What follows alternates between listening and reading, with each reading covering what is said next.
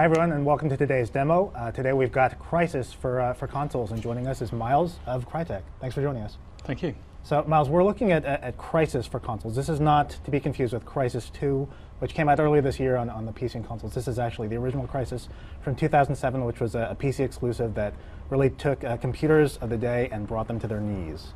Absolutely. This is the whole Crysis 1 experience come to PS3 and 360. Right. And it's the whole wide-spreading, far-reaching sort of grand-scale maps. It's the superb graphics. It's the nanosuit brought to console with the new nanosuit 2 controls, like Crysis 2.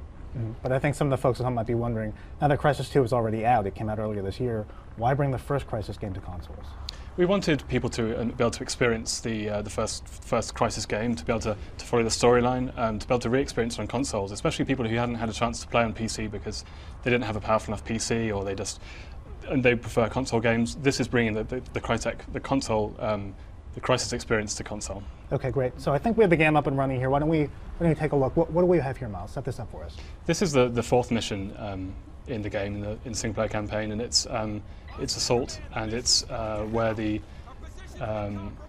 we've been pushing through to fight back the North Koreans and to get to understand what's really going on the island, and to.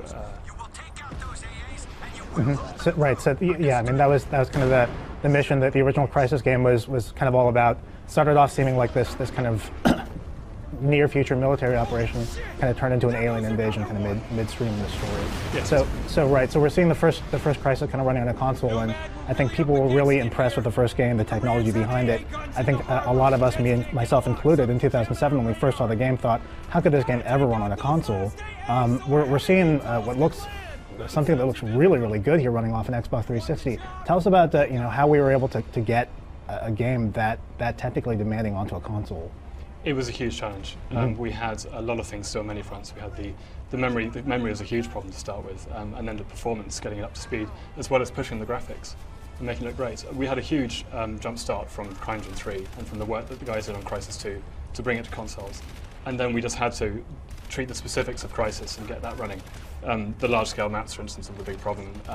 Coping with the streaming system, well, the memory was the biggest concern, though, getting that to fit on the console. Yeah, it looks like we're seeing one of the things that I think the first Crysis game was very famous for was these big open-ended environments with lots of jungle terrain.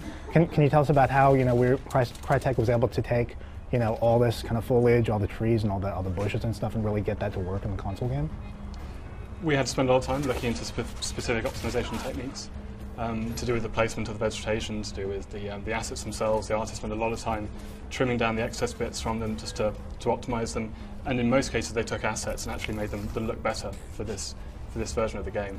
And it was a broad effort across all the departments to try to push to make this happen. It was not just the programming side, but also the art side. Right. I mean, I would imagine, given that Crysis 2, I guess, was powered by the next rev of Crytek's technology, CryEngine 2. I guess there are probably some lessons learned there from bringing Crysis 2 to consoles. Were we able to take some of that stuff and bring it back to yes. Yeah. Absolutely, yes. It was. Crysis has its own unique aspects that need pushing, but yes, there's a lot learned from bringing Crysis 2 to consoles. And so we're seeing now we're kind of leaning pretty hard on that machine gun. It looks like we've got a lot of the kind of the great special effects we saw from the first Crysis, muzzle flare. Particle effects. How much of that stuff were we able to carry over into the console version?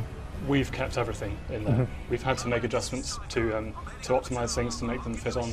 But so many of the effects we've made it better. The lighting has been remastered all across the game, and you can see that the day-night transition is beginning to come into effect here. We've had color grading come in to produce these wonderful-looking visuals. We've had so many changes to the more technical side of the pipeline. More things are happening now in high dynamic range. We've got better screen-to-assembly occlusion. We've got better motion blur. There's a specific anti-aliasing system designed just for Crysis with its natural environments.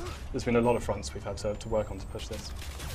And we really feel as though the visuals have actually been taken up to a good level. I mean, we've been surprised how far we've managed to push this, and we're so happy that we've managed to get to this level. We never intended, or we're going to release this unless we could really be happy with this and really take it up to this visual level that people expect from Crysis. Yeah, this looks really, really good for a console game. So yeah, I mean, as you mentioned, so the team's goal was to get basically kind of a picture perfect or pitch perfect port of the PC version. Was any content cut, or is it all completely all there? Every last mission, every last piece of geometry, every last building. Is it really pretty much all there, the full Crysis experience? So we decided to take out Ascension, one of the later levels, especially based on fan feedback. They didn't really enjoy it, and we didn't really feel as though it fit in well. So that was removed, but every other level is there and is full and complete and as big and large scale as it was before.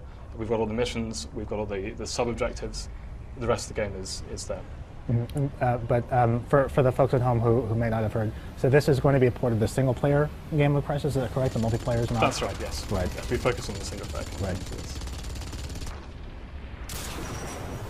So this is another thing I think that was very impressive about the first Crysis. You didn't maybe hear a lot of people talk as much about, was that the AI was really good for the enemies. We had enemy soldiers who would back each other up, who would take cover, who would try to flank you. Tell us about how you guys were able to take the AI from the PC game and kind of cram it onto a console. Again, it was a big effort went into that. We had a lot of guys working for quite a while, making sure we could deliver the same high-quality experience as people had on PC.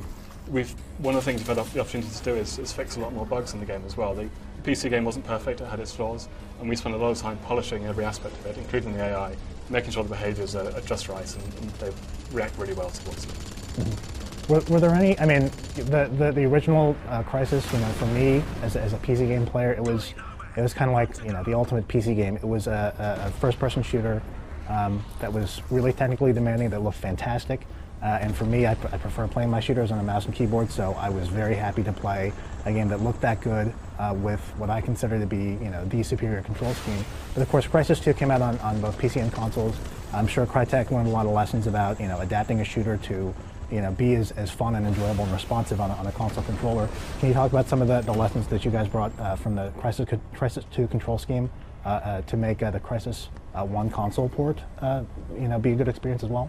Sure. I mean, that's something we spent a lot of time doing. We had to adapt the nanosuit to make sure it fit in with Crysis, which was essentially the nanosuit 2 controls from Crysis 2, but we had to tweak all the values, and we had a lot of the design team spending a lot of time making sure they were just right, making sure that the weapon, the aiming speeds were quick enough, the motion speed was good, making sure they just minute by minute, second by second gameplay was just spot on.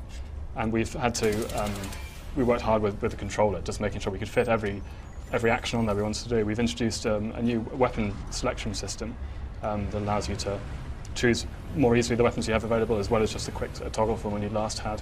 But we've kept all the features we had before. We have, all the grenade types you can select, and you can choose all the fire modes. You can have underslung grenade launchers. And we've got the drivable vehicles as well here. And drivable vehicles, yeah. And again, time has been spent to make sure that they react well.